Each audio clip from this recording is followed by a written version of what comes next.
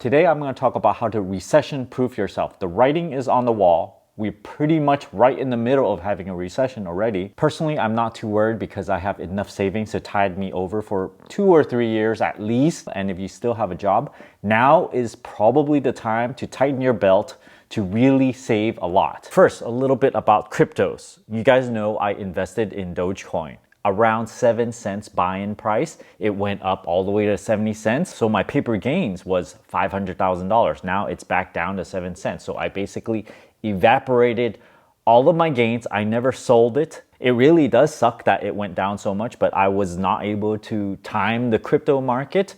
But I am fine right now. I did not buy it on margin or anything, so there's no margin calls. Yeah, it's gonna be a crypto winter. It's going to be like this. It might go down even more within the next 6 months or so, and I think it's gonna flatten out for a year, and then maybe it'll pick up after 2 or 3 years. In the meantime, I suggest to not look at it at all. Just hunker down, have a low burn rate, enjoy life, come back to it after some time, and most importantly of all is to not invest so much where it affects your life. I personally invested a small amount relative to the amount of portfolio that I have, less than 10%. So I am not promising anyone that it's gonna go up back to $1 or anything. It can very well go down to 0. So it's pretty much a lottery ticket. It might go up, it might not. In the meantime, I suggest to just hang around and see what happens. The S&P 500 is down 20% from its peak, and I'd say bring it on. It can go down to 50% if it wants to. Everything is fine.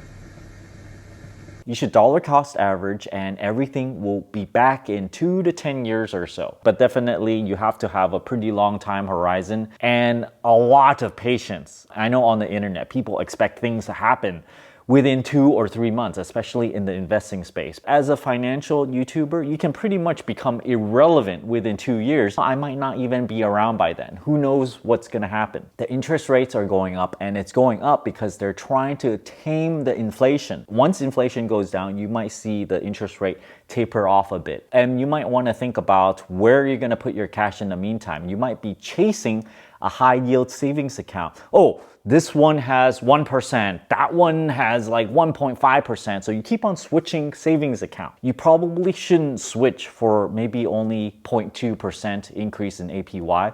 You might want to wait for like at least 0.5 or 0.75% difference before you do the switching, just so that you don't keep on switching accounts just to get the tiny bit of extra interest rate. I personally have a Discover savings account, which last time I looked, it was 1.00%, but just today when I looked at it, it went up to 1.1%. Marcus is at 1.00%. Sofi has something interesting, which is 1.5% APY, but this requires a direct deposit. If you don't have direct deposit, it's only 0.9% APY. They have this promotion where you get $25 if you deposit just $10. If you do a direct deposit, you'll also get a $300 bonus. So in total, you're gonna get $325. I have a referral link for this down in the video description below. Now, job loss is probably on everyone's mind during a recession. You are kind of worried. Are you going to be the next one to lose your job? During my career as an engineer, I went through 2 recessions, through the 01 and the 08. I'd say in order to recession-proof yourself against a job loss, you have to be the go-to person at work. While you're working at your job for years, it's sometimes possible to create your own job security artificially. The way to do this is to create an ecosystem, some platform that you are personally very familiar with. Maybe you designed it yourself and possibly other people are using it, but you are the person that are most familiar with it, and so they can't get rid of you because you'll be the one that maintains it.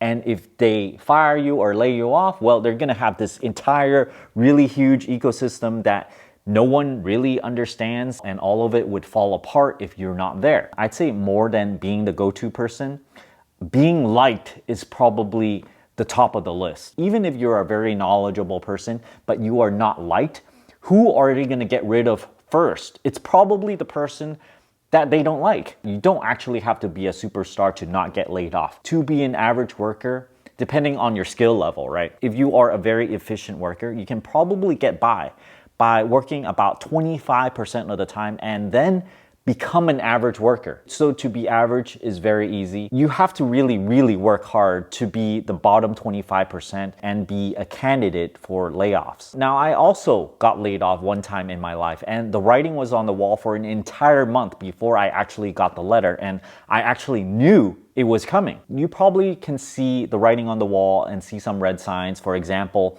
there's not going to be any work for you to do. It's just going to be quiet over there.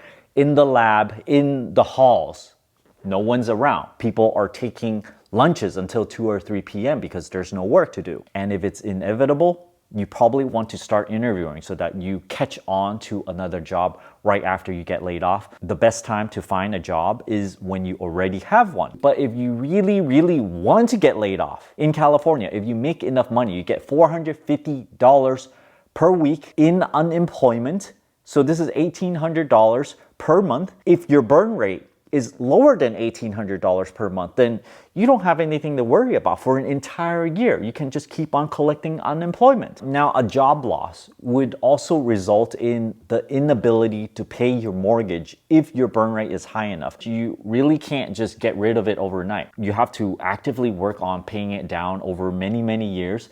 I personally paid it off in 8, but if you have a low burn rate and a high income, you definitely can do this within 8 years or so. If you don't have a paid off mortgage yet, it's important to have at least 2 years of mortgage payments saved up. Now, I know this is not possible for a lot of people. This is a lot of money. The way to save this much is to turn down your burn rate, minimize your expenses, increase your income, and then possibly you can save more and more. You really need this nest egg in order to feel comfortable so that you're not fearing for your life when there's a recession, when there's a layoff. Don't even get me started on ARMs, adjustable rate mortgages. And I don't think people should even get this most of the time. I know some people who got this, they plan on refinancing within a year or two just so they can lock in a really low rate. But during times like these, where you know that the interest rate is going up, you definitely don't want to step into an ARM. You lock yourself into a low mortgage rate, but it's adjustable. So times like these, when the interest rate starts going up, it can very easily run out of control. Your mortgage suddenly balloons. It can increase by 20%. 50% even, and then you'll suddenly find yourself not able to pay it. Luckily, statistics say only 9.4% of all mortgages are ARM mortgages. So not a lot of people are choosing this because people know better. They're getting fixed rate mortgages instead. You might also want to protect yourself against high gas prices. You can actually get yourself a Nissan Leaf. These cars, they have a 150-mile range and they only cost $20,000 after federal tax credits. If you're smart about charging off-peak hours, charging at the lowest possible rate, you're gonna end up paying an equivalent of around $2 a gallon. I hope you guys enjoyed this small talk on what to do with this recession and all these layoffs that might potentially be coming. I hope you guys enjoyed this video. Don't forget to give me a like and subscribe for more. Thanks for watching.